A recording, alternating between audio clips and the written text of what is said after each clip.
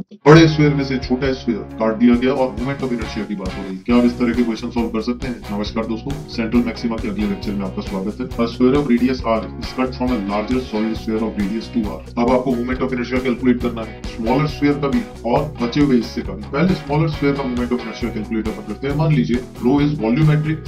अगर rho volume density है that means mass of smaller sphere and mass of complete sphere. मतलब अगर हम स्मॉल स्फीयर के मास को m लेते हैं तो हम कंप्लीट स्फीयर के मास को 8m ले सकते हैं, क्योंकि ये इनका रेशियो है। तो अब अगर आप स्मॉलर स्फीयर का मोमेंट ऑफ इनर्शिया कैलकुलेट करना चाहते हो तो y एक्सिस उसके लिए डायमीटर नहीं है, y एक्सिस के लिए टेंजेंट है, और टेंजेंट के अबाउट एक सॉलिड स्फीयर का 7/5 mr² मोमेंट ऑफ इनर्शिया होता है। अब ट्रिकी पार्ट है क्वेश्चन का। ट्रिकी पार्ट ये है, उसने पूछा है the ratio of the moment of inertia of the smaller sphere to that of the rest part of the sphere. अब rest part of the sphere का मोमेंट ऑफ इनर्शिया कैसे निकलेगा? ये निकलेगा कंप्लीट स्फीयर के मोमेंट ऑफ इनर्शिया में से remove part का मोमेंट ऑफ इनर्शिया सब्ट्रैक्ट करके।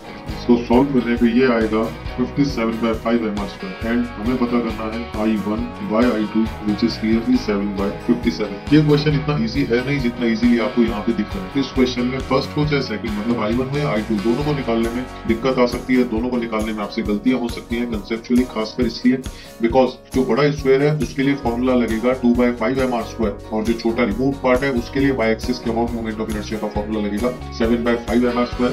तो this one is the answer. Take care, जान लगा के पढ़ाई कीजिए और सब्सक्राइब कीजिए, शेयर कीजिए हमारे चैनल द सेंट्रल मैक्सिमा को। जय हिंद।